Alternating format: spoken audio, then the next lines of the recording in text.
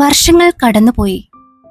ഭാമയുടെ ജീവിതം പുറത്തുനിന്ന് നോക്കുമ്പോൾ സാധാരണ പോലെയായിരുന്നു. എന്നാൽ അവളുടെ മനസ്സ് ഒരിക്കലും സാധാരണമായിരുന്നില്ല. ദേവന്റെ ഓർമ്മകൾ അവളുടെ ഹൃദയത്തിൽ ആഴത്തിൽ പതിഞ്ഞിരുന്നു. അവൻ അപ്രത്യക്ഷനായ ആ രാത്രിക്ക് ശേഷം ഭാമ കുറച്ചുകാലം തകർന്ന നിലയിലായിരുന്നു.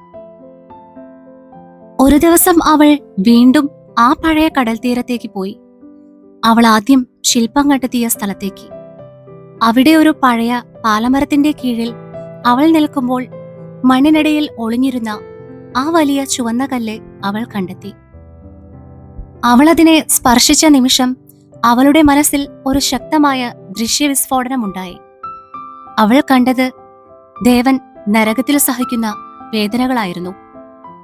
അവസാനം ശിക്ഷ കഴിഞ്ഞ് എത്തിച്ചേരുന്ന ഒരു നിമിഷം.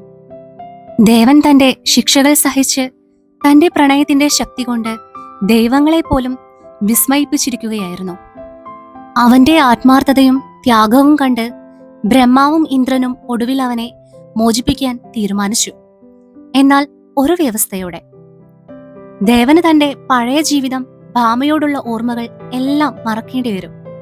അവൻ വീണ്ടും ദേവലോകത്തിലേക്ക് മടങ്ങും, എന്നാൽ മനുഷ്യജീവിതവുമായി യാതൊരു ബന്ധവുമില്ലാതെ.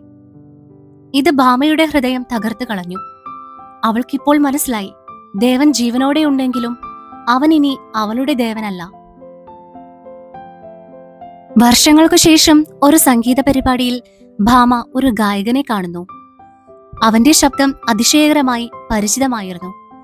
അവൾ അവനെ കാണാൻ മുന്നോട്ടു പോകുമ്പോൾ അവന്റെ കണ്ണുകളിൽ ഒരു നിമിഷം ഒരു വിചിത്രമായ പരിചിതത്വം തെളിഞ്ഞു. പക്ഷേ അത് ഉടൻ തന്നെ അപ്രത്യക്ഷമായി. അവൻ ആരെന്ന് ചോദിച്ചപ്പോൾ അവൻ ചിരിച്ചുകൊണ്ട് പറഞ്ഞു, "ഞാൻ ദേവദത്തൻ, ഒരു സാധാരണ ഗായകൻ." ഭാമ ഒരു ചെറുചിരിയോടെ തിരിഞ്ഞുപോയി. അവൾക്കറിയാം അവൻ ദേവൻ തന്നെയാണ്, പക്ഷേ അവളുടെ ദേവൻ ഇനിയില്ല. "നീ സന്തോഷവാനായിരിക്കണം ദേവ, അത്ര മതിയാകുന്നു എനിക്ക്," എന്നവൾ മനസ്സിൽ മന്ത്രിച്ചു. ആ നിമിഷം ഏറെ നാളുകൾക്ക് ശേഷം കുടുംബത്തിന്റെ സമ്മർദ്ദത്തിൽ അവൾ ഒടുവിൽ പ്രദീപിനെ വിവാഹം കഴിക്കാൻ സമ്മതിച്ചു. വിവാഹത്തിന് ശേഷം ഭാമ നല്ല ഭാര്യയാവാൻ ശ്രമിച്ചു. പ്രദീപ് അവളെ സ്നേഹത്തോടെ കരുതിയെങ്കിലും ഭാമയുടെ മനസ്സിൽ ഒരു ശൂന്യത നിലനിന്നിരുന്നു. കാലക്രമേണ അവൾ ഒരു അമ്മയായി. ഇരട്ട കുട്ടികളുടെ അമ്മയായ അവൾ ജീവിതത്തിന്റെ പുതിയ ഉത്തരവാദിത്വങ്ങൾ ഏറ്റെടുത്തു. തന്റെ കുട്ടികളുടെ ചിരിയും സ്നേഹവും അവളുടെ വേദന കുറയ്ക്കാൻ സഹായിച്ചു. എന്നാൽ ചില രാത്രികളിൽ കാറ്റ് ശക്തമായി വീശുമ്പോൾ ഭാമയ്ക്ക് ഒരു പരിചിതമായ സാന്നിധ്യം അനുഭവപ്പെട്ടു. പാലമരത്തിന്റെ ഇലകൾ കുലുങ്ങുന്ന ശബ്ദത്തിൽ അവൾ ദേവന്റെ സ്വരം കേൾക്കുന്നത് പോലെ തോന്നി. അവൾ ഭയപ്പെടുകയും ഒരേ സമയം ആകാംക്ഷയോടെ ആ അനുഭവം സ്വീകരിക്കുകയും ചെയ്തു.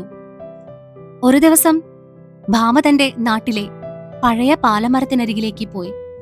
അവൾ കണ്ണടച്ചു നിൽക്കുമ്പോൾ ഒരു നീലശലഭം അവളുടെ ചുറ്റും പറന്നു. അത് ദേവന്റെ അടയാളമാണെന്ന് അവൾ മനസ്സിലാക്കി. അപ്പോൾ അവളുടെ മനസ്സിൽ ഒരു ശാന്തത നിറഞ്ഞു. ദേവൻ ഇനി വേദനയിൽ അല്ലെന്ന്, എവിടെയെങ്കിലും ഒരു സ്വാതന്ത്ര്യത്തിൽ അവൻ നിലകൊള്ളുന്നുണ്ടെന്ന്.